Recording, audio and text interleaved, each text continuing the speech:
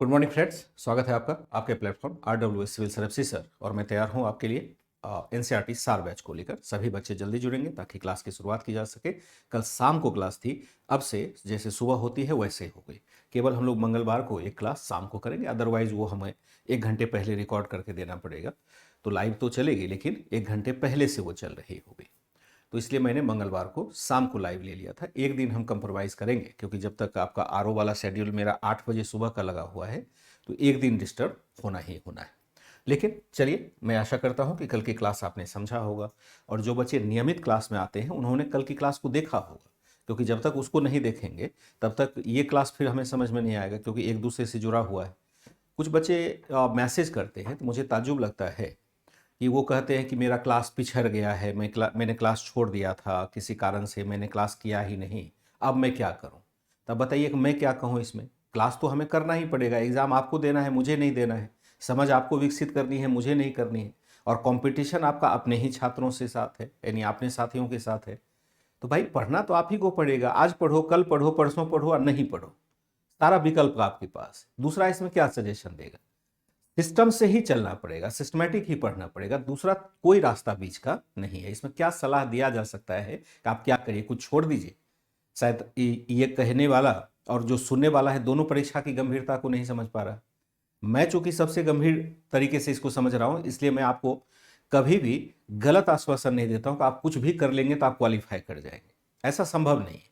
संभव तभी है जब आप पूरी तरह से समझ विकसित करें, जितना हम लोग करवा रहे हैं। इस सैटरडे हम लोग टेस्ट लेने वाले हैं पूरे प्राचीन भारत का। जो मध्यकालीन भारत है वहां से टेस्ट नहीं लेंगे, प्राचीन भारत का पूरा एक टेस्ट ले लेंगे 15 से 20 क्वेश्चन के साथ। देखते हैं आप लोग कैसा परफॉर्म कर पाते हैं। एक बार चैट देखेंगे फिर क्लास की शुरुआत करेंगे फटाफट। वेरी गुड मॉर्निंग सभी बच्चों को। जुड़ रहे हैं तो यहाँ बात हो रही थी चोल राजवंश की, और चोल राजवंश की बात करते हुए हम इसको आज समाप्त करना चाहेंगे।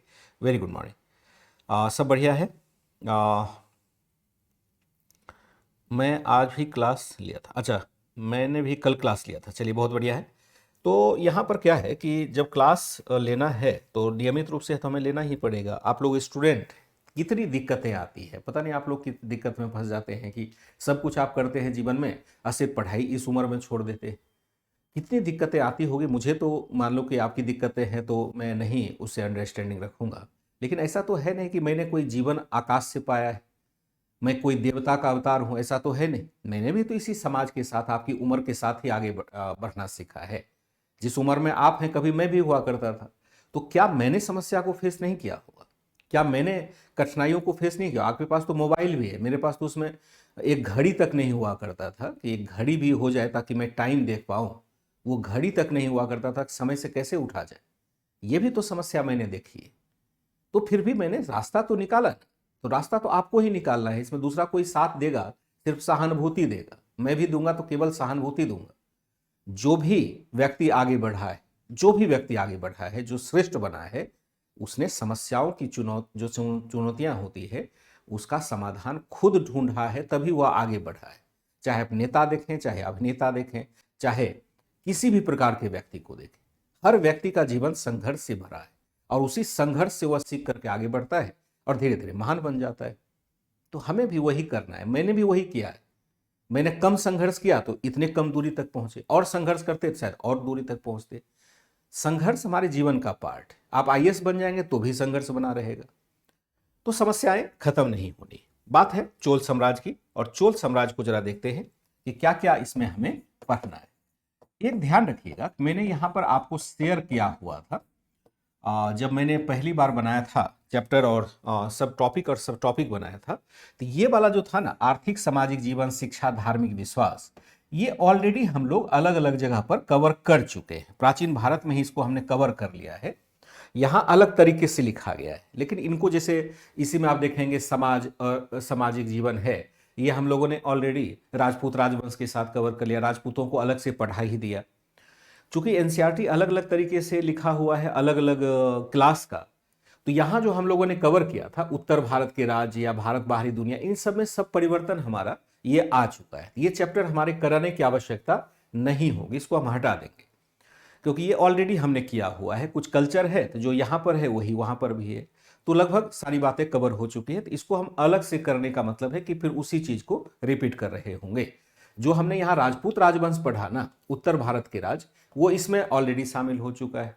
जो शिक्षा संस्कृति या विज्ञान हमने पढ़ा तो ऑलरेडी वो दर्शन वाले जो दर्शन हमने पढ़ा तो ऑलरेडी यहाँ पर जो धर्म है, धार्मिक विश्वास है, शिक्षा है, जीवन है, ये सब हमने कवर कर लिया है। तो यहाँ पर कोई नया चीज नहीं है, क्योंकि अलग किताब है तो उसने अपने हिसाब से लिख दिया है, लेकिन ऑलरेडी हम कवर कर चुके हैं। तो ये चैप्टर हमारा काम का नहीं है, चैप्टर हमारा यहीं तक होगा। इसी चोल साम्राज्य की हम चर्चा भी कर रहे हैं। तो चैप्टर जब ये करेंगे फिर हम दूसरे चैप्टर पर शिफ्ट कर जाएंगे। चोल साम्राज्य की बात करते हुए हमने देखा था कि जो दक्षिण का क्षेत्र है, डेक्कन से भी नीचे जो दक्षिण का क्षेत्र है, सुदूर दक्षिण का क्षेत्र, वह आपका चोल राजवंश का है। यह है भारत का नक्शा, और भारत के नक्शे में ये जो आप एरिया देख रहे हैं, जो आप प्रभाव क्षेत्र देख रहे हैं, ये सारा आपका एक तरह से चोल राजवंश का हो जाएगा। घटता बढ़ता रहता है, देखते हैं एक समय बहुत डीप है, आगे चल करके हल्का होता चला जाता है। क्यों? क्योंकि ये परिवर्तन को दिखाता है, कभी गया कभी हटा कभी गया, जैसा शासक हुआ उस हिसाब से सीमाओं का परिवर्तन होता रहा। लेकिन तमिलनाडु के क्षेत्र में जहां आप देखेंगे कि ये वाला एरिया है, जिसको हम तंजौर कहते हैं या गंगई चोलपुरम कहते हैं, ये एक्चुअल में यहाँ कोर एरिया है आपका चोल राजवंश का, जहां इस चोल का विकास हुआ था। समझ पाए कहाँ की बात हो रही है? अगर मैप देखेंगे तो ये तमिलनाडु का क्षेत्र है, वर्तमान में तमिलनाडु का क्षेत्र है। लेकिन अगर तमिलनाडु में हम सुदूर दक्षिण जाएं, एकदम से नीचे का इलाका देख लें, तो वहां चोल नहीं था, वहां पांड्य राजवंश उसमें हुआ करता था। अब तो सुदूर दक्षिण भी, जैसे रामेश्वरम को आप कहते हैं, तो रामेश्वरम में भी अब तमिलनाडु ही कहलाता है, क्योंकि अब तो राज्य का विभाजन अलग तरीके से हुआ है। आप देखिएगा यहाँ पर एक भी राज्य नहीं दिखाई देता है, लेकिन यहाँ अब आपको तमिलनाडु दिखाई देगा, यहाँ आपको आंध्र प्रदेश दिखाई देगा, तेलंगाना दिखाई देगा, कर्नाटका दिखाई देगा, केरला दिखाई देगा, या फिर आप ऊपर महाराष्ट्र को देखेंगे। अब तो कई राज्य हो गए, स्टेट हो गए। पहले तो स्टेट का कॉन्सेप्ट था नहीं, पहले तो राजवंश का कॉन्सेप्ट था। राजा अपनी शक्ति को बढ़ाता था, राजा की शक्ति घट जाती थी, तो सीमाएं परिवर्तित होती रहती थी। तो ये सभी चीजों को ध्यान में रखेंगे। तो जब चोल साम्राज्य की बात करते हैं, यहाँ दो शासक की चर्चा हमें विशेष तौर पर करनी होती है, राजराज फर्स्ट और प्रथम, इसको हम कहेंगे, या मैं प्रथम ही लिख दूं क्या? राजराज प्रथम, इसका कार्यकाल होता है 985 से लेकर और 1014 तक, 14 ईस्वी तक हो जाता है राजराज फर्स्ट। यह क्या होगा? इसके शासनकाल में चोल एक महान साम्राज्य बन गया। इसके शासनकाल में क्या होता है? चोल अत्यंत शक्तिशाली बन गया। इसके शासनकाल में चोल क्या हो जाएगा? चोल एक शक्तिशाली साम्राज्य बन गया, शक्तिशाली साम्राज्य के रूप में स्थापित हो गया,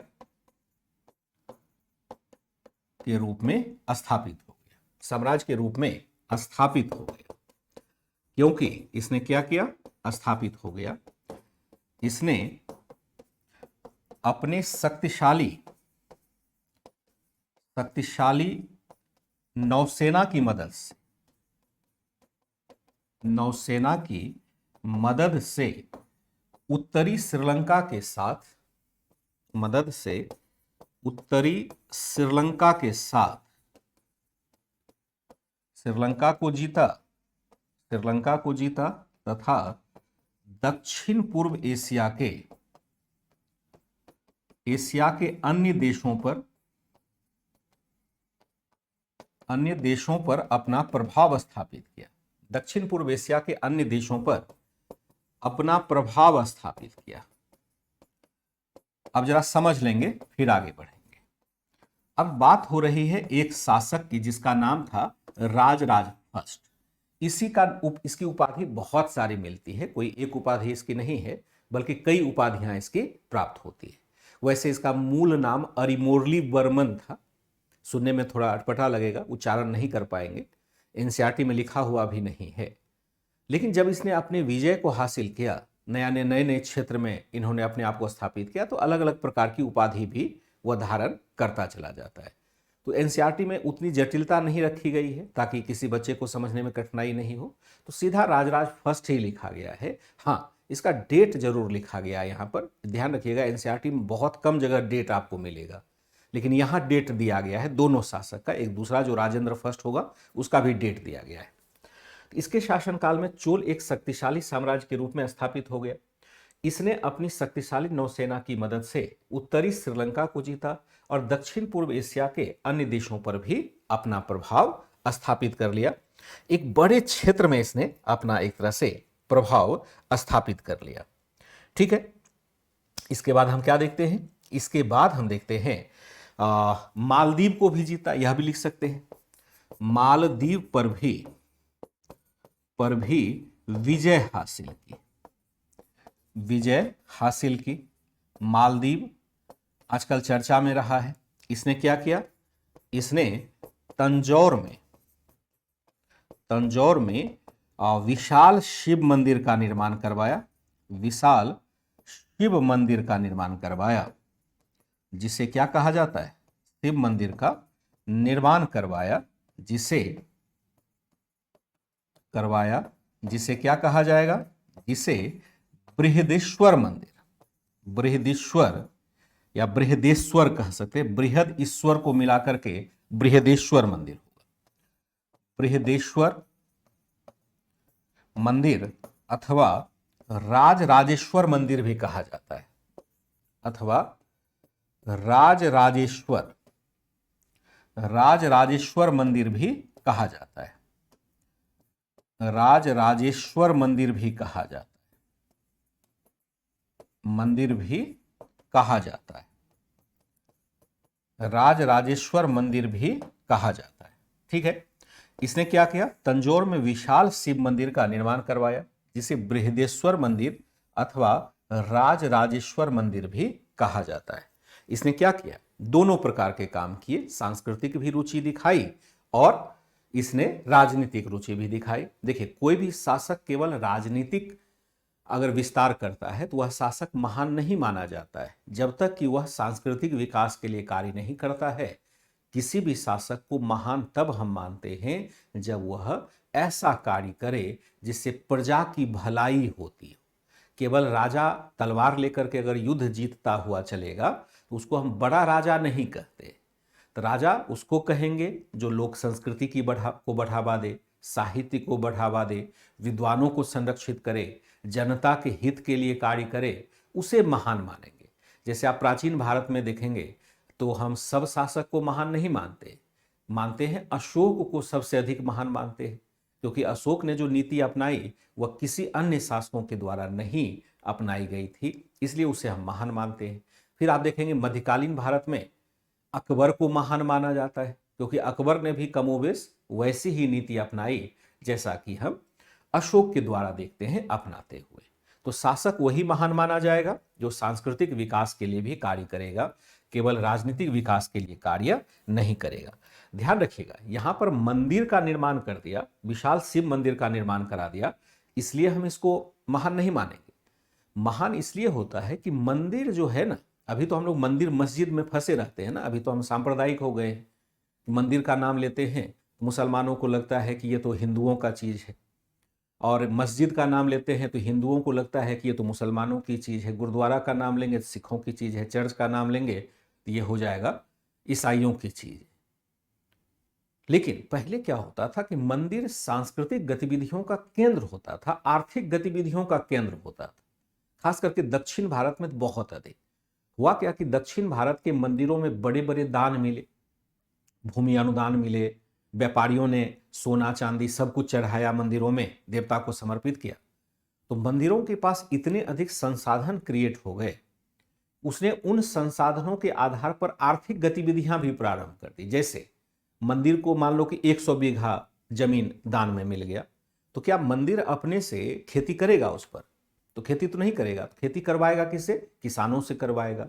तो किसानों का वहां शोषण कम होगा, क्योंकि मंदिर इतना शोषण किसानों का करेगा नहीं।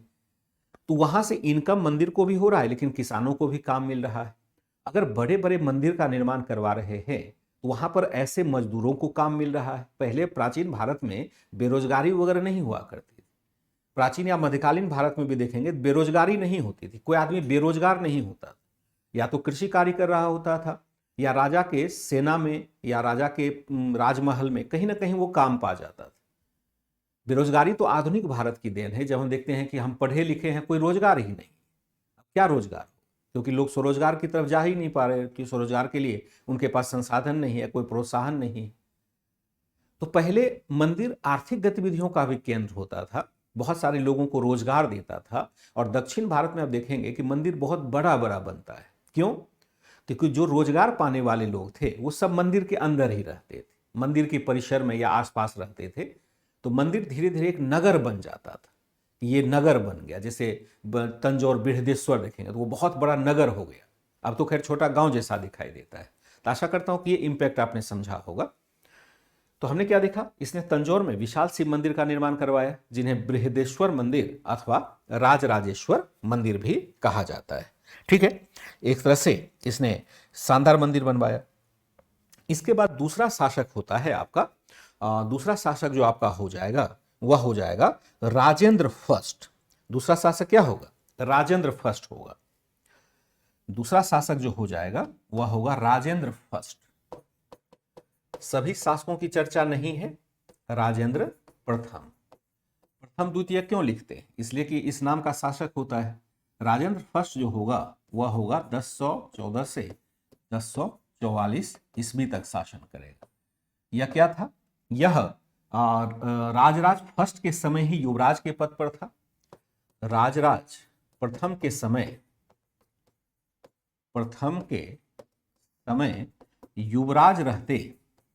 युवराज पद पर रहते हुए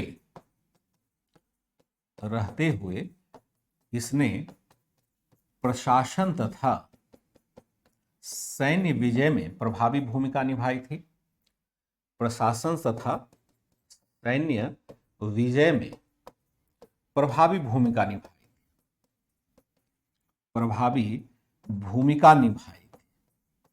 निभाई थी। शासक बनने के उपरांत इसने क्या किया? शासक बनने के उपरांत इसने अपने पिता से अधिक क्षेत्र पर विजय हासिल किया।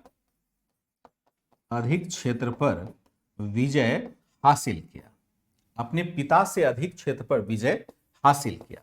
उदाहरण के लिए हासिल किया, और यहां लेंगे उदाहरण। कहां से विजय हासिल किया? पिता से अधिक बड़े क्षेत्र पर यह विजय हासिल करता है। जैसे एग्जाम्पल देखेंगे, संपूर्ण श्रीलंका को जीता। फिर देखते हैं दक्षिण पूर्व एशिया के तमाम देशों पर अधिकार स्थापित किया। दक्षिण पूर्व एशिया के अनेक देशों पर प्रभाव स्थापित किया, जिनमें शैलेंद्र वंश भी शामिल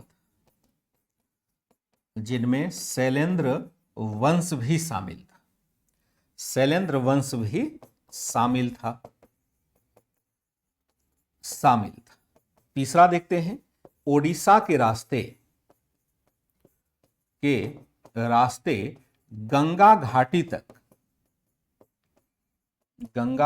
तक अपना अभियान किया।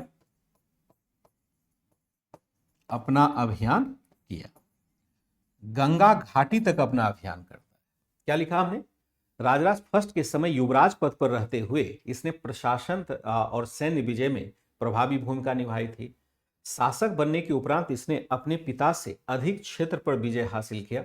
उदाहरण के लिए संपूर्ण श्रीलंका को जीत लिया। दक्षिण पूर्व एशिया के अनेक देशों पर प्रभाव स्थापित किया, जिनमें शैलेंद्र वंश भी शामिल था। ओडिशा के रास्ते गंगा घाटी तक अपना विजय अभियान किया। इसका मतलब है यह पहले की तुलना में बहुत बड़े क्षेत्र पर हम क्या देखते हैं?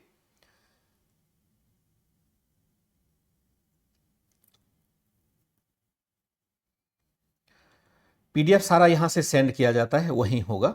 मंदिर का संबंध आर्थिक से कैसे, मंदिर का संबंध आर्थिक से कैसे, चलिए इस पर चर्चा कर लेंगे। अब जाकर पता चला कि मंदिर में नगर भी होते थे, लोग वहां रहते भी थे, बिल्कुल है। उपाधि क्या क्यों लिखवाएंगे, उपाधि का मतलब नहीं है ना, इसलिए नहीं लिखवाएंगे कि एनसीईआरटी में चर्चा ही नहीं की गई है। देखिए, दो तरीके से हम हिस्ट्री को पढ़ते हैं, एक तो हमने एडवांस पर पढ़ा है जिसमें जो कहा जहाँ से फैक्ट्स है उसको पढ़ लेते हैं, लेकिन यह पढ़ रहे हैं बेसिक के तौर पर। यहाँ जो एनसीईआरटी में चर्चा की गई है, ऐसा तो है नहीं कि मुझे उपाधि याद नहीं है, लेकिन जब यहाँ चर्चा है नहीं तो हम चर्चा नहीं करते हैं उसकी, क्योंकि फिर क्या होगा, एनसीईआरटी का बैरियर जैसे ही तोड़ेंगे ना, ये जीके टाइप का क्लास हो जाएगा। और अधिकांशतः जहाँ भी मैंने, चाहे बड़े बड़े कोचिंग में आप चले जाइए, एनसीईआरटी जहाँ भी पढ़ाया है उसी टाइप से पढ़ा दिया है। लोग एनसीईआरटी को समझते हैं जीके की चीज़, एनसीईआरटी छोटे छोटे फैक्ट्सों का समूह, जबकि यहाँ फैक्ट्स है ही नहीं, यहाँ तो कॉन्सेप्ट खाली है। फैक्ट्स की जरूरत हमें बहुत कम होती है। आप बताइए कि अगर चोल शासक को लिखेंगे तो उसकी उपाधि की चर्चा हम कहाँ करेंगे। अब तो पीटी में भी क्वेश्चन नहीं पूछा जाता है, इसलिए एनसीईआरटी बढ़िया हो जाता है। देखिए, मंदिर का आर्थिक संबंध कैसे है, ये मैंने समझाया कि एक मंदिर है, कोई भी मंदिर है, चाहे आप मस्जिद लीजिए, बाद में मस्जिद भी बन गया, गुरुद्वारे बन गए, जिस काल की बात हो रही है उसमें मंदिर ही केवल हुआ करता था, उसमें मस्जिद वगैरह तो हुआ ही नहीं करता था। तो आप एक धर्मस्थल की बात कर लीजिए और धर्मस्थल को हमने मंदिर मान लिया, तो मंदिर के साथ बहुत सारी गतिविधियां जुड़ जाती है। जैसे मंदिर के जो रिचुअल्स होते हैं उसको कौन फॉलो करेगा, उसको फॉलो करने, मान लीजिए सामान्य रिचुअल्स है पूजा पाठ करना, पूजा पाठ में तो घी होना चाहिए, हवन के लिए सामग्री होनी चाहिए, भगवान के वस्त्र होते हैं, मूर्तियों का निर्माण होता है, भवन का निर्माण होता है, उसमें लगातार परिवर्धन होता रहता है, पुजारी समूह चाहिए, पुजारी का हेल्पर चाहिए। तो सारा जो है ना सिस्टम बन जाता है एक मंदिर के साथ, क्योंकि मंदिर भी लगभग घर के बराबर ही होता है। जैसे मंदिर में देखिएगा, कोई लोहे का सामान बना रहा है, कोई मिट्टी का बर्तन बना रहा है, कोई लकड़ी का काम कर रहा है, कोई फूल चुनने का काम कर रहा है, कोई माला बनाने का काम कर रहा है, कोई जो धूप अगरबत्ती है उसको बनाने का काम कर रहा है, कोई चुनरी बनाने का काम कर रहा है, कितने प्रकार के। कोई आपका जो बांस का बनाया जाता है, जिसको आप यूज करते हैं, डलिया टाइप का है, उसको कोई बनाने का काम कर रहा है। और क्या लगता है कि सभी काम एक ही जाति करता होगा या एक ही समूह सभी काम करेगा? उसके लिए अलग अलग समूह बने हुए। तो भारतीय समाज इतना गूथा हुआ है, इतना गूथा हुआ है कि उसमें आप आइडेंटिफाई ही नहीं कर पाएंगे कि कहाँ क्या किसका योगदान है। आप देखेंगे एक मंदिर में पूजा ब्राह्मण कर रहा होता है, एक मंदिर में पूजा करने का अधिकार ब्राह्मण को है मान लीजिए, और जो उसका डलिया बना रहा है वो सबसे निचली जाति के द्वारा बनाया जा रहा है, उस सबसे निचली जाति के द्वारा बनाए हुए सामान को एक ब्राह्मण यूज कर रहा है। और कहाँ हम जातिवाद कहाँ देखते हैं, इस प्रकार का कोई सिस्टम नहीं, वो तो जबरदस्ती हमने थोप दिया है, शोषण करने के लिए थोप दिया है। अभी हमने देखा उत्तर प्रदेश के संदर्भ में एक आदेश आया था, सही क्या है गलत क्या है वो हम नहीं जानते। एक आदेश आया था कि जो कांवर का मार्ग होता है, कांवरिया मार्ग है, उसके ऊपर सभी अपने नाम लिखाएंगे, दुकानदार के नाम लिखाएंगे कि कौन नाम क्या है। हालांकि सुप्रीम कोर्ट ने उस पर रोक लगा दिया। शायद आप लोगों ने न्यूज़ सुना होगा, नहीं सुना है इसका मतलब है कि आप करंट अफेयर्स पढ़ते ही नहीं है, किसी भी दुनिया में नहीं। और अगर ये न्यूज़ आपने नहीं सुना है तो किसी करंट अफेयर्स को आपने नहीं पढ़ा है तो तैयारी आपकी अधूरी हो रही, क्योंकि फिर परिप्रेक्ष्य आप कोई कभी भी स्पष्ट नहीं समझ पाएंगे और जो दिक्कतें पहले से चली आ रही वो चलती ही रहेगी। मैं एक रेफरेंस देता हूँ। जैसे हमने देखा कि कांवर के मार्ग पर कहा कि आप नाम लिखवाइए, तो स्पष्ट ये था कि जो हिंदू समूह आ रहा है कांवर लेकर के, वो जान पाए कि हम किसके दुकान में खाना खा रहे हैं, मुस्लिम के दुकान में खा रहे हैं या हिंदू के दुकान में खाना खा रहे हैं। तो जनरली क्या होता है कि मुस्लिम के बारे में माना जाता है कि यह मांसाहार करता होगा, क्योंकि उसे सावन भादों से कोई लेना देना है नहीं, क्योंकि उनका धर्म अलग है। तो इस उद्देश्य से किया होगा, माना गया कि यह शायद धार्मिक तौर पर डिस्क्रिमिनेट करने के लिए किया गया। लेकिन अब ये समझिए, खाने की बात तो आप छोड़ें, अब जो कांवर बनाया जाता है, जिसको हम कंधे पर लेके चलते हैं, वह तो मुसलमान परिवार द्वारा बनाया जाता है। तो फिर कांवर को आप लेकर के कैसे चलेंगे? या जो फल लाया जाता है, फल बेच रहा है मान लो एक मुसलमान, लेकिन फल या कोई हिंदू बेच रहा है, फल का आड़ती जो है वो मुसलमान है, बगीचा हो सकता है मुसलमानों का। इस तरह से हम आइडेंटिफाई नहीं कर सकते हैं ना कि कौन खान पान हम कहां से कर रहे हैं, नहीं कर रहे हैं। इस आधार पर सुप्रीम कोर्ट ने एक तरह से रोक भी लगा दिया कि ये फैसला थोड़ा गैरवाजिब है।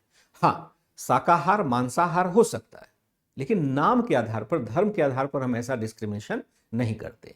तो पहले की भी स्थिति यही थी। पहले भी जब मंदिर देखते हैं तो मंदिर कोई धर्म से जुड़ा हुआ भले हो सकता है, लेकिन उसके बैक सपोर्ट में हम देखते हैं कि सभी प्रकार के लोग आ जाते हैं। जैसा मैंने कहा कि पूजा कर रहा है कौन, पंडित जी कर रहे हैं, ब्राह्मण कर रहा है, और उसी मंदिर में देखेंगे जो देवदासी है वो सभी दलित है। दलितों को वहां पर नाचने गाने का अधिकार मिला हुआ है, पूजा करने का अधिकार पंडितों को मिला हुआ है।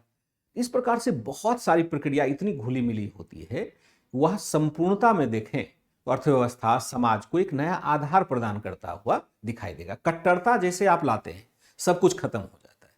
जब आप कहने लगते हैं, जैसे धर्म के ऊपर कहिएगा कि मेरा धर्म सर्वश्रेष्ठ है, जैसे आप कहिएगा सारी व्यवस्था चौपट। आप कहिए कि भाई सबका धर्म अच्छा हो सकता है, मैं इस धर्म को मानता हूं, मैं भी कहता हूं कि मैं हिंदू धर्म को मानता हूं, लेकिन मैं मानता हूं कि सभी धर्म की अपनी अपनी बात है, अपने अपने हिसाब से चले, हम ना उसकी आलोचना करें ना मेरी आलोचना वो करे। तो ये है, इसको हम कहते हैं सर्वधर्म समभाव का भाव लेकर के चलना। हम दूसरे में क्यों अड़ाएंगे। तो एक मंदिर कई प्रकार के आर्थिक गतिविधियों को उत्पन्न करता है, और आप देखेंगे कि दक्षिण भारत में अगर आप थोड़ा सा विजुअलाइज कर पाए, या आपने मंदिर वगैरह की यात्रा की होगी, तो मंदिर परिसर में बहुत बड़ा मंदिर बनाया जाता था और उसमें छोटे छोटे घर बने होते थे। कभी आप मथुरा की तरफ जाएं, अगर आप लोग मथुरा के आसपास रहने वाले होंगे या कभी आपने मथुरा की यात्रा की होगी, तो वहां एक रंगनाथ मंदिर है। आप समझो मैं समय कैसे निकाल लेता हूं, कैसे मैं इस चीज को एनालाइज कर देता हूं। वहां एक रंगनाथ मंदिर है, शायद मैं नाम ना भूल रहा हूं तो यही मंदिर है नाम। साउथ इंडिया की स्टाइल में मथुरा में एक मंदिर बना हुआ है, और जब उसके परिसर में आप जाएंगे तो आपको ठीक वही परिसर नजर आएगा जो दक्षिण भारत की मंदिर का होता है। वहां देखिएगा कि पंडित जी का एक अपार्टमेंट बना हुआ है। अपार्टमेंट मतलब एक कोठरी बना हुआ है, या एक समझिए कि एक सर्टेन एरिया में उनका घर है। उसी घर में आंगन भी आपका है और उसी घर में कुआं भी बना हुआ है। यानी सारी व्यवस्था उस छोटे से भाग में ही कर दिया गया है। लगभग ये वैसी स्थिति थी जब कभी हम हड़प्पा सभ्यता में देखते थे कि प्रत्येक घरों में कुएं बनाए होते थे। तो सभी व्यवस्था आप देखेंगे एक मिला हुआ है, लेकिन हमें विजुलाइज करने के लिए थोड़ा आइडिया चाहिए, जब देखेंगे तभी पता चल पाएगा। तो हमने देखा कि दक्षिण पूर्व एशिया के अनेक देशों पर प्रभाव स्थापित किया, जिसमें शैलेंद्र वंश शामिल थे। ओडिशा के रास्ते इसने गंगा घाटी तक भी अभियान किया था, गंगा घाटी तक भी इसने अभियान किया था। वैसे हम क्या देखते हैं कि राजेंद्र चोल,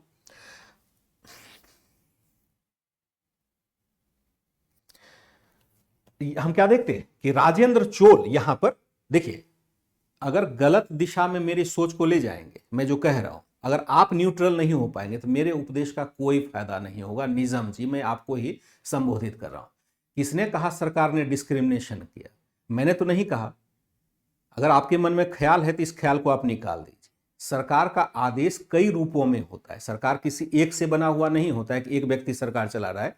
इतने IAS IPS सब होते हैं, एक व्यक्ति निर्देशित नहीं करता है। अगर दिमाग में ये बैठा हुआ है ना कि सरकार डिस्क्रिमिनेट करता है, तो भाई मेरे क्लास में मत आइए आप, क्योंकि जो मैं समझाने की कोशिश कर रहा हूं इसका मतलब है कि आप धर्म के दायरे से बाहर निकल के नहीं सोच पा रहे।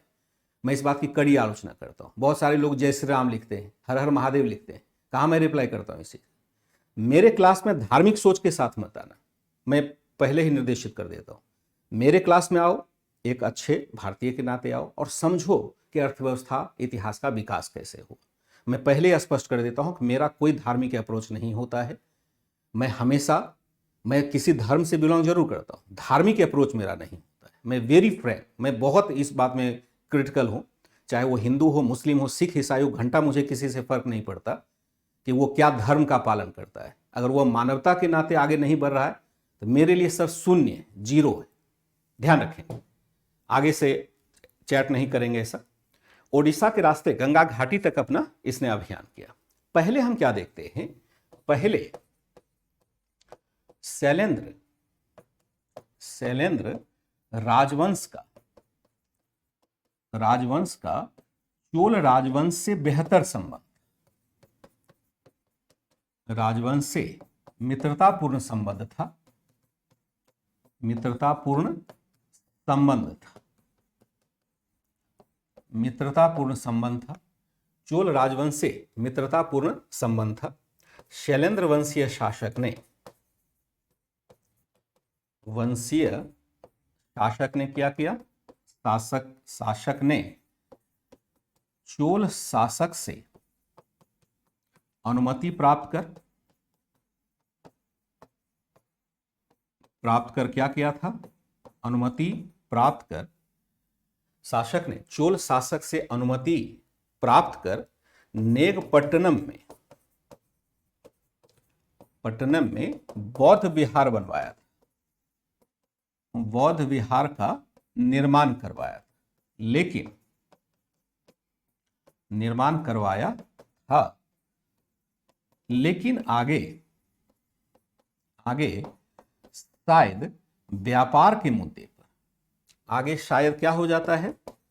शायद व्यापार के मुद्दे पर इनका क्या होता है? इनका मतभेद हो गया, मतभेद हो गया होगा। विभिन्न चोल शासकों ने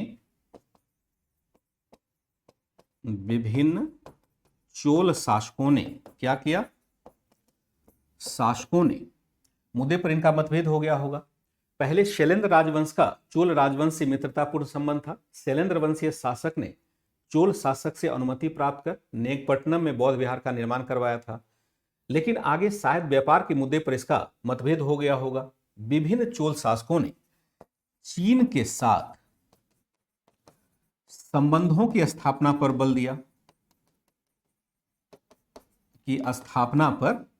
दिया, दो कारण से बल दिया। क्यों? मुख्य कारण जो रहा होगा, मुख्य कारण दो रहा होगा। पहला हम देखते हैं, व्यापार करने के लिए, व्यापार की अभिवृद्धि हेतु, व्यापार की अभिवृद्धि हेतु मुख्य कारण क्या रहा होगा कि ये व्यापार वहां पर करना चाहते थे, व्यापार को बढ़ाना चाहते थे। इस वजह से इसने क्या किया? चीन से दूतमंडल को भेजा, चीन से यहां पर दूतमंडल को भेजा व्यापार की अभिवृद्धि हेतु और कूटनीतिक संबंध स्थापित करने हेतु, स्थापित करने हेतु। और इस क्रम में हम क्या देखते हैं कि दो बार यहां पर मुख्य कारण क्या रहा होगा? चोल शासकों ने चीन के साथ संबंधों को स्थापित करने की कोशिश की, क्योंकि व्यापार भी बढ़ाना चाहता था, और दूसरा हम क्या देखते हैं कि कूटनीतिक संबंध भी स्थापित करना चाहता होगा। तो दो बार यहां पर भेजा गया। 1016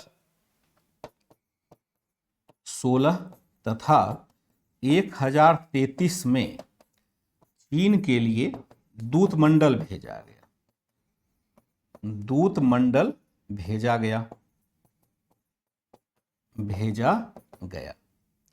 क्या तक थे? पहले शैलेंद्र राजवंश का चोल राजवंश से मित्रतापूर्ण संबंध था। शैलेंद्र वंश के शासक ने चोल शासक से अनुमति प्राप्त कर नेगपट्टनम में बौद्ध विहार का निर्माण करवाया था, लेकिन आगे शायद व्यापार के मुद्दे पर इसका मतभेद हो गया। विभिन्न चोल शासकों ने चीन के साथ संबंधों की स्थापना पर बल दिया। मुख्य कारण क्या रहा होगा? मुख्य कारण पहला तो हम देखते हैं व्यापार करने के लिए, दूसरा हमने देखा कूटनीतिक संबंधों की स्थापना करने हेतु चीन के साथ व्यापार बढ़ाने या चीन के साथ संबंध स्थापित करने पर बल दिया होगा। और 1016 और 1033 में चीन के लिए दूतमंडल भेजा गया था। थोड़ा सा कुछ फैक्ट्स एक आध आता है तो उसको आप जरूर यहां पर याद कर लीजिएगा, उसको जरूर यहां पर याद कर लीजिएगा, ठीक है। अच्छा, रिंकू आपने देखा है, चलिए बहुत बढ़िया। देखिए, मेरा कहने का अर्थ ये था कि बातें मैंने थोड़ी सी गुस्से में कही, उसके लिए क्षमा करेंगे। देखो, आप लोग बालक, मैं तो अब थोड़ा बड़ा हो चुका हूँ, मैं 50 की उम्र में हूँ, तो सबसे अच्छी बात है कि मैंने ऐसी सामाजिक परिवेश में अपने को रखा। पिताजी शिक्षक थे, तो उन्होंने जो शिक्षा हमें दी, संस्कार दिया, उसमें एक ऑटोमेटिक इस बात पर बल पड़ता चला गया। या मैंने ये कहो कि बहुत सारी किताबों को भी पढ़ा, उसका भी प्रभाव जीवन पर आया होगा। कभी मैं आत्मकथा लिखूं तो ये बात बताऊं, उससे मैंने देखा कि जो बातें धर्म के साथ आती है, मान लो हम अपने ही धर्म को श्रेष्ठ मानने लगते हैं, तो आपको गलत डायरेक्शन में लेके चला जाता है। तो धार्मिक प्रभाव व्यक्ति पर नहीं होना चाहिए, उतना ही होना चाहिए जो अपने व्यक्तिगत जीवन को विनियमित करता हो। ऐसा हम नहीं कह सकते कि मैं नश्वर मतलब इस अनिश्वरवादी हूं, मैं ईश्वर को नहीं मानता, ऐसा नहीं कह सकते। जब परिवार के साथ जरूरत होती है तो भैया मंदिर भी चले जाते, और कहीं देखने की स्थापत इच्छा हुई तो मस्जिद जाने में भी परहेज नहीं है, गुरुद्वारा भी चले जाते। जैसे मैं हजरत बल दरगाह गया कश्मीर, वहां देखा तो मतलब कश्मीर डल लेक जो है ना, डल लेक के किनारे हजरत बल दरगाह है, गजब का मतलब स्थापत्य वहां पर लकड़ी का काम इतना बढ़िया है, लकड़ी का काम किया गया है कि देख करके दंग लग जाएंगे। तो मैं कश्मीर गया तो दरगाह भी गया, तो शंकराचार्य का मंदिर भी गया, वहां पर भी देखा गजब का स्थापत्य। तो मेरी यात्रा जनरली इतिहास के नज़र से होती है। जैसे मैंने रंगनाथ मंदिर को कहा, वहां तो लोग कृष्ण भक्ति के लिए जाते हैं, मैं भी गया होऊंगा कृष्ण भक्ति के लिए, लेकिन मेरी आंखें केवल कृष्ण भक्ति तो नहीं तलाशेगी, मेरी आंखें तो स्थापत्य को भी तलाशेगी, क्योंकि मैं स्थापत्य भी देखता हूं कि कैसे कैसे डेवलपमेंट हुआ है। मुझे जब वहां मैंने वो भवन देखा, तब मुझे दक्षिण भारत के स्थापत्य की याद आ गई, क्योंकि वहां पर आप देखेंगे ठीक वैसा ही स्थापत्य बना है। और चूंकि वो भी मथुरा में मंदिर बना भले है, लेकिन दक्षिण के लोगों के द्वारा बनाया गया है, तो अपने हिसाब से उन्होंने बना लिया। हर जगह यह स्थापत्य आपको दिखाई नहीं देगा।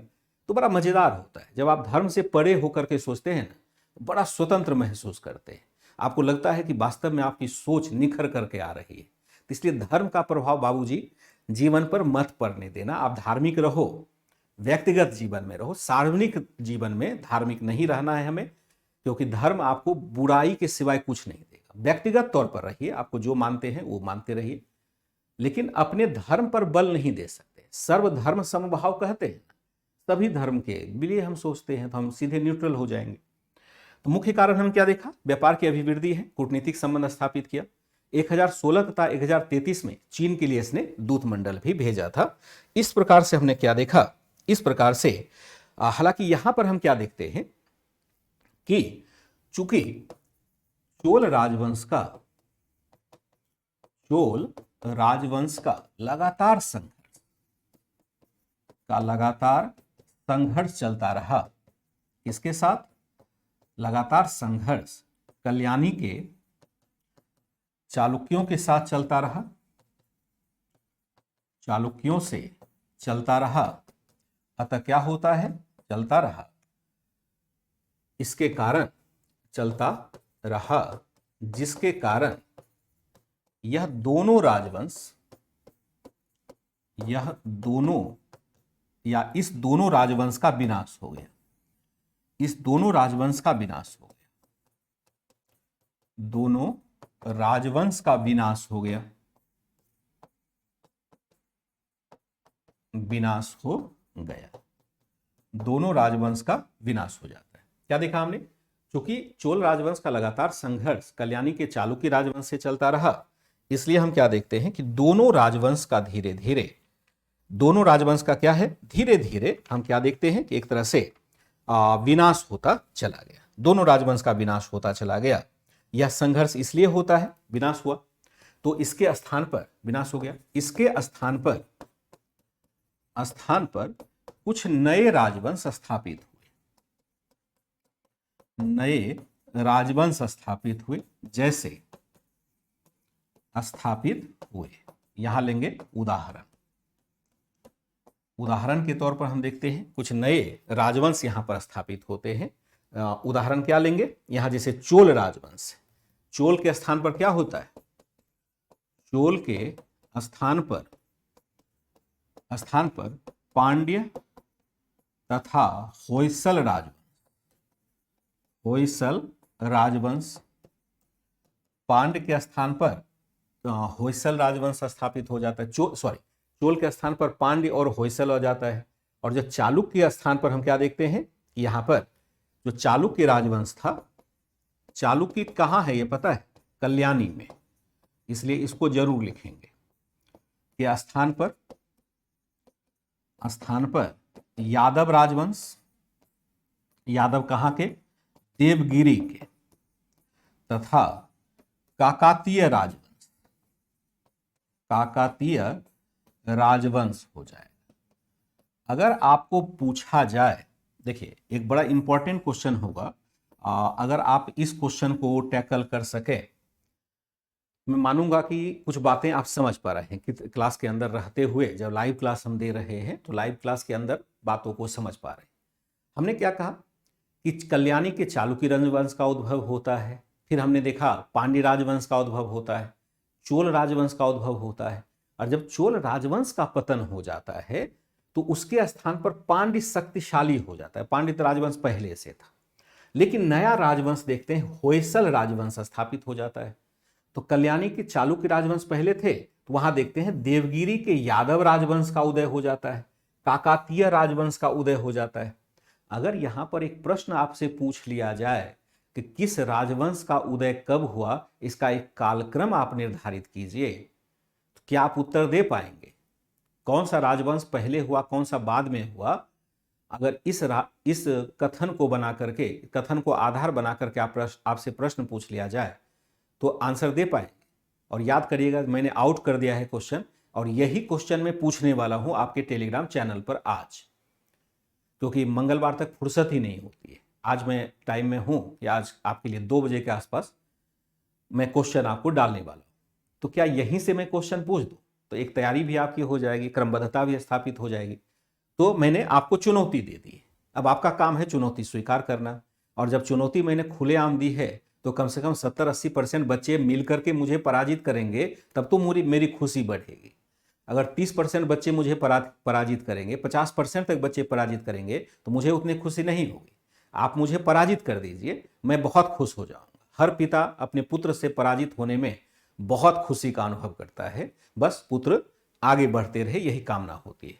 तो चलिए डालते हैं यहां पर क्वेश्चन, और आपके टेलीग्राम चैनल पर पूछेंगे। मैंने आपको बता दिया कि कहां से क्वेश्चन में आपको पूछने वाला हूं, तैयार रहिएगा। ठीक है, हमने देखा यहां पर बहुत अधिक नए नए राजवंश की स्थापना होती है। और नीलाक्षी, देखिए नीलाक्षी, आपने पहले भी कहा था, मैंने पहले भी बताया, टेलीग्राम चैनल पर इसकी कोई कमी नहीं है। कोई मतलब वहां पीडीएफ नहीं आता है, इस बात की कोई संभावना ही नहीं है। एक बार चेक कर लेंगे और बढ़िया से होगा जरूर, नहीं होगा तो मैं भी एक बार चेक कर लूंगा, मुझे याद दिला दीजिएगा। यह संघर्ष क्यों होता था? चोल चालुक्य का संघर्ष क्यों था? चालुक्य का संघर्ष क्यों था? संघर्ष क्यों था? यह था आपका कृष्णा तुंगभद्रा, कृष्णा तुंगभद्रा नदी, तुंगभद्रा दोआब पर नियंत्रण करने के लिए, दोआब पर नियंत्रण करने के लिए, नियंत्रण करने के लिए, कृष्णा तुंगभद्रा दोआब पर नियंत्रण स्थापित करने के लिए यह लगातार चलता रहा, लगातार यहां पर युद्ध होता रहा। कृष्णा नहीं, चोल शासक बौद्ध धर्म के अनुयायी नहीं थे। चोल शासक, देखिए भारतीय शासकों की एक विशेषता रही, इनफैक्ट आप मध्यकालीन भारत में भी जाएंगे जहां देखेंगे, इसलिए भारत बड़ा महान देश माना जाता है।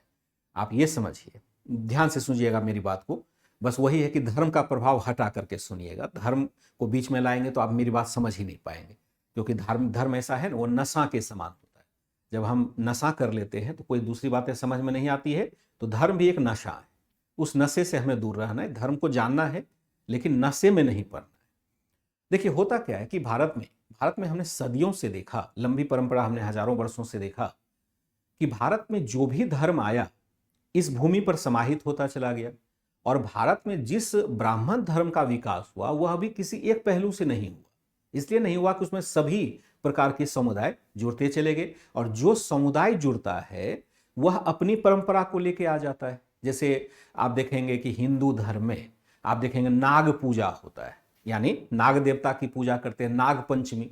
वृक्ष पूजा, बट सावित्री या अन्य प्रकार की पूजा, पीपल में हम जल ढारते, और बहुत प्रकार के चीज़ों को हमने देखा कि बहुत सारी परंपराएं आपको हिंदू धर्म में दिखाई देगी। पशु पूजा होता है, नाग पूजा होता है, व्यक्ति पूजा होता है, मतलब हर प्रकार की पूजा को आप पद्धति को आप देख लेंगे। ये पूजा पद्धति क्या इसमें सब दिन से जुड़ा हुआ था या समय के हिसाब से उसमें जुड़ता चला गया? जो समूह इसका पार्ट बना उसने अपनी पद्धति को स्थापित कर दिया। यहां तक कि जो यूनानी लोग आए उसने अपनी पद्धति को जोड़ दिया। तो अलग अलग प्रकार से यहां पर पूजा पद्धतियां विकसित होती रही। लेकिन जब हम देखते हैं इस्लाम का उद्भव होता है मध्यकालीन भारत में, तो फिर वहां इस्लाम जिस क्षेत्र में विकसित हुआ उसमें कंप्लीट इस्लामाइजेशन होता है। मतलब वह क्षेत्र कंप्लीट इस्लामिक होगा। जैसे अरब क्षेत्र में पहले इस्लाम तो था नहीं, वहाँ इस्लाम का उद्भव हुआ और संपूर्ण अरब क्षेत्र जो आप बगदाद यानी सऊदी अरबिया देखिए या उसके आसपास का जो क्षेत्र है वहाँ 100% हो गया। फिर वह इस्लाम का प्रसार प्रारंभ हुआ। जैसे आप साउथ इधर देखेंगे पश्चिम की तरफ तो यूरोप की तरफ जाता है, यूरोप की तरफ गया तो फिर वहाँ मिक्सअप होने लगा, यानी सभी ईसाइयों को इस्लाम में कन्वर्ट नहीं किया जा सका। वहां पर एक मिक्स्ड कल्चर का विकास हुआ। जैसे आप देखेंगे इस्लाम अफगानिस्तान आया, अफगानिस्तान का अपना कल्चर था, वहां बौद्ध धर्मावलंबी लोग हुआ करते थे, तो बौद्ध धर्मावलंबी पूरी तरह से समाप्त हो गए, लेकिन बौद्धों का प्रभाव या जो कबायली प्रभाव था वो इस्लाम पर रह गया। आप अफगानिस्तान में देखेंगे इस्लाम है लेकिन वहां पर बहुत तबाही है, हरदम लड़ाई झगड़ा ही होता रहता है सब में। आप सऊदी अरब में देखिए इस्लाम है लेकिन लड़ाई झगड़ा नहीं होता है। क्यों? क्योंकि वहां का कल्चर पहले से लड़ाई झगड़े वाला नहीं रहा था। अफगानिस्तान में देखेंगे शुरुआत से ही कबीलाई संघर्ष ज्ञात था, वहां इस्लाम आ भी गया तो भी वो संघर्ष चलता रहा। वही प्रभाव हम पाकिस्तान में आकर के देखते हैं, वहां पर इस्लाम आया तो वह भी लड़ाई झगड़े में उलझा रहा। लेकिन धीरे धीरे जैसे मध्य भारत की तरफ गया, मध्य भारत की तरफ जाते जाते इस्लाम का जो वो आक्रामकता था जो अफगानिस्तान में देखते हैं वो धीरे धीरे समाप्त हो गई। यहां आकर के फिर सब घुल मिल गया, सब साथ रहने लगे, सब मौज से रहने लगे। आज से नहीं, सदियों से साथ रह रहे। आप कभी बनारस जाएं तो बनारस में देखिए कि हिंदू और मुसलमानों का घर एक ही है, वहां कोई विवाद नहीं, मतलब जनरली विवाद नहीं है, बहुत सदियों से हम साथ रहते आए। सब ने अपने अपने धर्म का पालन किया, सब ने एक दूसरे का सम्मान भी किया। अब थोड़ी कट्टरता बढ़ रही है तो देखते हैं विवाद भी खड़ा हो रहा है इसी के क्रम में। तो भारत की एक परंपरा रही है, भारत में हम सभी धर्मों का सम्मान करते हैं, चाहे शासक हो चाहे व्यक्ति क्यों ना। कट्टर व्यक्ति की तो हम बात नहीं करते हैं। तो आप देखिए कि कट्टर शैव थे, जो चोल शासक हैं वो कट्टर शैव थे, शैव धर्म को पालन करने वाले थे। इतने कट्टर थे वो भगवान विष्णु को भी नहीं पूजते थे, लेकिन उसने बौद्ध विहार बनाने की अनुमति दी। नेगपट्टनम में कहा कि बौद्ध विहार बनाइए, कोई दिक्कत नहीं। वहां बौद्ध नहीं था, पहले बौद्ध हुआ करता था लेकिन बाद में शैव धर्म आ गया और शैव धर्म के समय भी बौद्ध धर्म का उत्थान होता रहा। ये हमारी परंपरा रही है। तो यहाँ पर शासक तो बौद्ध धर्म का था, शैव धर्म का था, लेकिन उसने बौद्ध धर्म को भी बढ़ावा दिया, कोई दिक्कत नहीं। तो चोल चालुक्य संघर्ष कैसे हुआ, इस प्रकार से होता चला गया। अब लास्ट में हम लोग देखेंगे, इसका दो भाग है चोल वाले का। एक लेंगे चोल प्रशासन, चोल प्रशासन लेंगे, चोलों का प्रशासन कैसा था संक्षेप में यहां पर लेंगे। जैसे बहुत सारी चीजों की एनसीईआरटी में चर्चा नहीं की गई है, जबकि एडवांस लेवल पर हम लोग इस चीज की चर्चा करते हैं। यहां पर हम जितना भी बहस कर रहे हैं, जितनी भी चर्चा कर रहे हैं, वह बेसिक समझाने के लिए कर रहे हैं, बेस हमारा मजबूत हो, हम प्रवृत्ति को समझ पाए। फैक्ट्स वगैरह तो आगे जुड़ता चला जाएगा जब एडवांस लेवल पर पढ़ेंगे। तो चोल प्रशासन में देखें, जो प्रशासन का स्वरूप होगा वह क्या होगा, वंशानुगत निरंकुश राजतंत्र, निरंकुश राजतंत्र। कोई दिक्कत है इस शब्द में, वंशानुगत निरंकुश राजतंत्र, तीन शब्द है। मैं आशा करता हूं कि किसी भी बच्चे को इसमें डाउट नहीं होगा कि वंशानुगत क्या होता है, कि वंश परंपरा से, यानी पिता के बाद उसका पुत्र ही शासक बनेगा, उसको हम वंशानुगत कहेंगे। निरंकुश का मतलब है सभी शक्तियों का प्रयोग करने वाला, यानी उसके ऊपर किसी संस्था का अंकुश नहीं है। जैसे आप प्रधानमंत्री है तो प्रधानमंत्री पर न्यायपालिका का अंकुश है, विधायिका का अंकुश है, लेकिन वहां पर कोई अंकुश नहीं है। राजा जो निर्णय लेगा वही निर्णय होगा। राजतंत्र का मतलब होता है राजा के अधीन चलने वाला तंत्र, गणतंत्र का मतलब होता है जनता के अधीन चलने वाला तंत्र। तो क्या था, वंशानुगत निरंकुश राजतंत्र का प्रभाव यहां पर था। मंत्री परिषद का अस्तित्व था, मंत्री परिषद का अस्तित्व था, यानी राजा को सलाह देने के लिए, ऐसे मैं लिख दूं, राजा को सलाह देने के लिए मंत्री परिषद था, मंत्री परिषद का अस्तित्व था। राजा को सलाह देने के लिए एक मंत्री परिषद था। राजा शक्तिशाली हुआ करता था, ये तो हम लोग पहले ही हमने देखा हुआ है, राजा शक्तिशाली था। ठीक है, जैसे राजा क्या होता है, राजा जनता से प्रत्यक्ष संपर्क स्थापित करने के लिए क्या करता था, करने के लिए निरंतर दौरा करता था, निरंतर निरंतर भ्रमण पर निकलता था। भ्रमण पर निकलता था, भ्रमण मतलब घूमना होता है, भ्रमण पर निकलता था। कभी कभी वेश बदल करके निकल जाता था।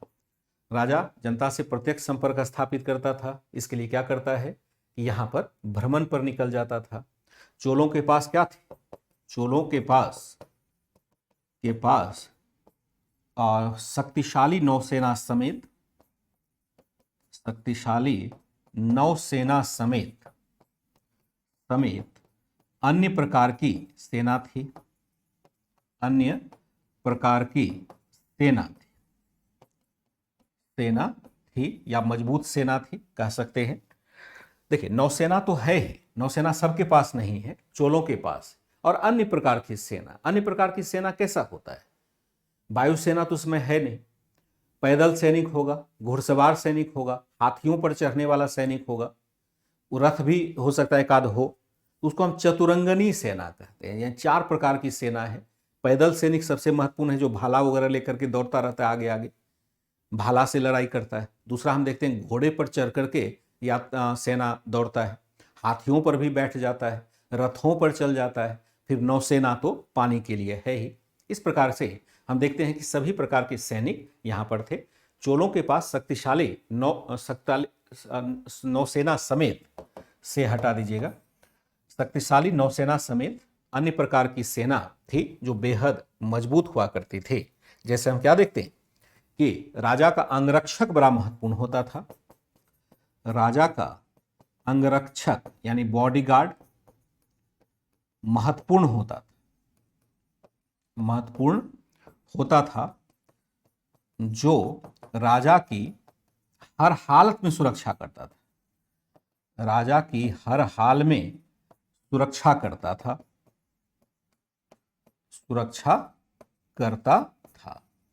राजा की हर हाल में सुरक्षा करता था।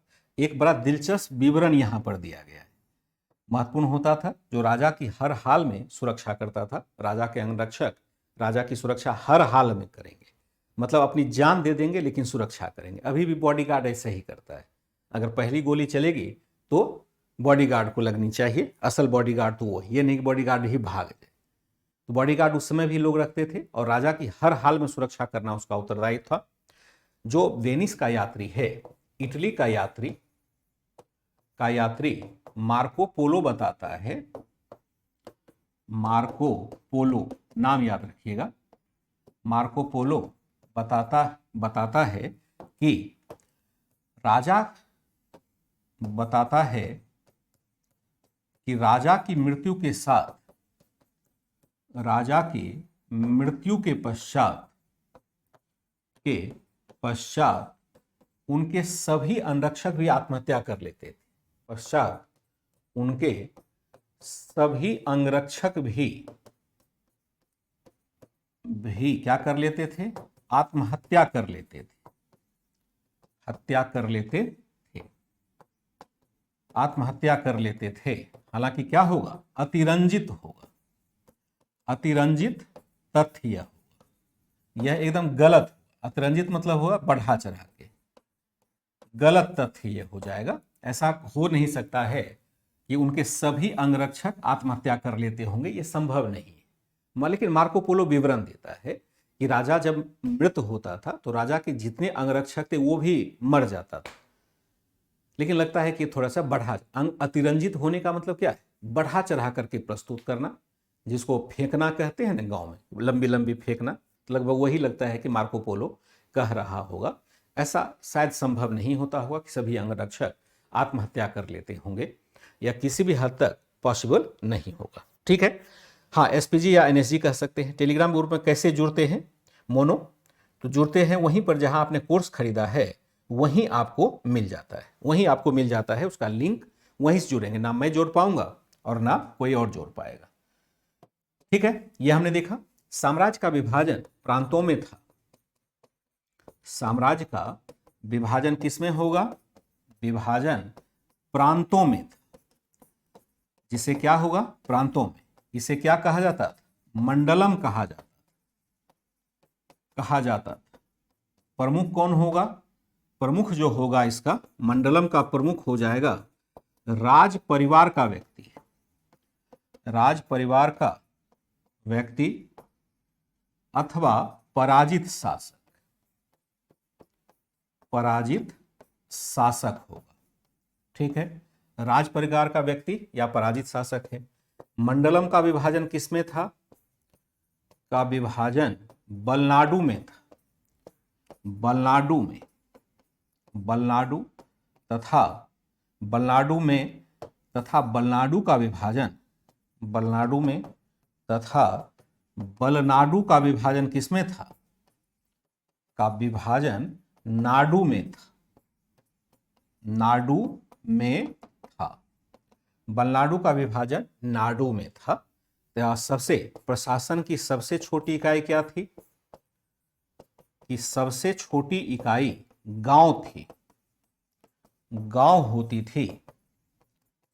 थी जहां स्वायत्त प्रशासन होता था, स्वायत्त प्रशासन होता था, प्रशासन होता था। इसके माध्यम से ग्राम सभा के माध्यम से, ग्राम सभा के माध्यम से यहां पर होता था। थोड़ी सी इसकी चर्चा करेंगे। माध्यम से यहां स्वायत्त प्रशासन होता है। साम्राज्य का विभाजन प्रांतों में मंडलम कहा जाता है। प्रमुख कौन होगा? राज परिवार का व्यक्ति होगा या पराजित शासक होगा। मंडलम का विभाजन बलनाडु में और बलनाडु का विभाजन नाडु में होगा। शासन की सबसे छोटी इकाई लिखना था। सबसे छोटी इकाई क्या होगा? गांव होती थी जहां स्वायत्त प्रशासन होता था ग्राम सभा के माध्यम से। ये प्रशासन क्या होगा? सबसे छोटी इकाई हो जाएगी, सबसे छोटी इकाई हो जाएगी। क्या है? अतिरंजित मतलब बड़ी बड़ी देखना। ठीक है, अतिरंजित मतलब बड़ी बड़ी बातें करना। प्रशासन की सबसे छोटी इकाई गांव होती थी जहां स्वायत्त प्रशासन होता था ग्राम सभा के माध्यम से। इस प्रकार से निष्कर्ष हम देखें, चोल का जो प्रशासन होगा, चोलों का प्रशासनिक स्वरूप जो हो जाएगा वह कैसा होगा? प्रशासनिक स्वरूप जो होगा वह होगा सबसे बड़ा जो होगा बड़े से छोटा। ध्यान रखिएगा, यह भी प्रश्न बनाएगा, यह भी क्वेश्चन बनाएगा, इसलिए मैंने इस प्रकार से लिखा। जैसे हम देखेंगे, साम्राज्य का विभाजन मंडल में होगा, मंडल का विभाजन वलनाडु में होगा, वलनाडु का विभाजन नाडु में होगा, नाडु का विभाजन गांव में, गांव में होगा। साम्राज्य है, मंडल है, वलनाडु है, नाडु है और गांव है। यही है ना? याद रखिएगा इस क्रम को, क्योंकि मैं क्वेश्चन पूछने में, क्योंकि मुझे देखिए होता क्या है कि आपने देखा होगा कि मेरा क्वेश्चन थोड़ा डाइवर्सिफाइड होता है। ऐसा मैं इसलिए कर पाता हूं क्योंकि मैं इंटरलिंक करने में की क्षमता रखता हूं। मैं क्वेश्चन को किसी भी तरह से डेवलप करके आपके सामने रख दूंगा और इसीलिए आपको थोड़ा सा टफ भी लगता है। सामान्य सा फैक्ट्स भी मैं उसको जटिल बना सकता हूं क्योंकि मुझे इंटरलिंक करने के लिए आ गया है। मैंने लगातार प्रयास किया है, तो प्रयास करते करते मैं इंटरलिंकिंग बेहतर तरीके से कर सकता हूं। यानी किसी को मैं कहीं से जोड़ दूंगा, उसको आप तथ्यात्मक रूप से गलत नहीं कर सकते। तो मैं चाहता हूं कि धीरे धीरे आपके अंदर भी यह गुण डेवलप हो जाए, फिर आपको पढ़ने की यानी किताब की जरूरत नहीं रह जाएगी। हर पहलू को आप समझ पाएंगे और आप लिखना चाहें तो किताब से हट करके भी आप लिख पाएंगे। एक दिन में नहीं होगा, एक दिन में मेरा भी नहीं हुआ है, मुझे भी सालों लगे हैं, लगातार एक्सपीरियंस मैंने गेन किया है। तो आपको भी, लेकिन मैं चाहता हूं कि उस लेवल पर जाइए। अभी से शुरू करेंगे तो मुझसे जल्दी हो जाएगा। मुझे थोड़ा देर लगा क्योंकि मुझे इस प्रकार से किसी ने नहीं बताया था। ये पद्धति मैंने विकसित किया है आपके लिए, क्योंकि अब मुझे इसका कोई काम नहीं, ये आपके लिए है। मैं चाहता हूं कि आप इसको डेवलप कर ले, धीरे धीरे सोचना शुरू करेंगे तो हमारा सब कुछ अच्छा होता चला जाएगा। लेकिन समय हो गया समाप्त। जानते हैं 1 घंटे में कोई संतोष नहीं होता है, लेकिन 10 दिन प्रतीक्षा करिए। अगस्त में मान के चलते हैं 10 अगस्त से आपकी क्लास 2 घंटे में करने जा रहा हूं। दिक्कत भी होगी तो भी, लेकिन 2 घंटे करेंगे तो समय से कोर्स हमारा खत्म हो जाएगा। ठीक है बच्चे, एक बार कंफर्म करेंगे।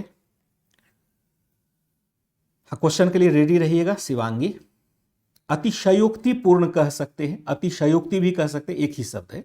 अतिशयोक्ति है। इसके कंप्लीट होने के बाद एकदम चला जाएगा? हाँ चल सकते, पहले आप इसको कर लीजिए। यस शर्मा, देखिए सभी बच्चे इस बात को ध्यान रखेंगे, जो एनसीईआरटी का कोर्स दिया जा रहा है इसको केवल कोर्स की तरह मत कीजिए, इसको मान के चलिए कि हमारा बेस यहीं से बनेगा और इसका जितना लाभ ले पाएंगे वही आपको फिर एडवांस में काम देगा। नहीं तो यहां पर भी कमजोर रह गए ना तो एडवांस पर भी कमजोर ही रहेंगे, वहां पर भी फिर कोई फायदा इस कोर्स का नहीं होगा। तो 4-5 महीने पूरी तरह से डूब करके, जितना मैं एटलीस्ट मैं बता रहा हूं उतना कम से कम करके अपने आप को तैयार कर लीजिए। प्रारंभिक परीक्षा, मुख्य परीक्षा, सबके लिए एक तरह से बेसिक अपना बना लीजिए। यहाँ पर एडवांस लेवल पर जाएंगे तो आपको फिर समस्या कम हो जाएगी। इनफैक्ट आप फ्री क्लास भी करेंगे, जैसे कि मैंने आपको एंशिएंट करा दिया है फ्री में ही, मेडिवल में कराने जा रहा हूँ, आधुनिक करा दिया है, तो क्या वहाँ जो कराया है वहाँ कमतर थोड़े नहीं। अगर मैं पढ़ाऊँगा तो भी उससे अलग कुछ नहीं पढ़ाऊँगा, लगभग वैसा ही रहेगा। तो आपके लिए तो एडवांस फ्री हो जाएगा, फिर बहुत जगह से आप अलग अलग चैनल पर जाके कर सकते हैं। अपने यहाँ तो सर्वश्रेष्ठ हम दे ही रहे। हमारी टीम बिना किसी भोकाल के, भोकाल मतलब समझते हैं शब्द, मतलब अपनी बड़ाई इतना करना इतना करना इतना करना लगे कि जैसे मुझसे बड़ा कोई है ही नहीं। यहाँ किसी टीचर के द्वारा ऐसा नहीं किया जाता है, वो शांति से पढ़ाते हैं। हर टीचर आपको यही करेंगे। तो ये है बिना किसी शोर शराबे के हम लोग बहुत अच्छा प्रोग्राम आपको दे रहे हैं। उद्देश्य यह है कि चैनल को इस रूप में स्थापित किया जाए कि यह चैनल कंटेंट के लिए जाना जाए, जो कि अंकित सर का एक मोटो भी रहा है। उस मोटो के आधार पर ही हम लोग काम करते हैं। हर चैनल के लिए अलग अलग रुचि होती है। तो यहाँ पर आपको एक मौका है, बहुत अच्छे तरीके से आप अपना कंटेंट तैयार कर लें। ठीक है बच्चे, तो आज के लिए इजाजत दीजिए। Bye and take care.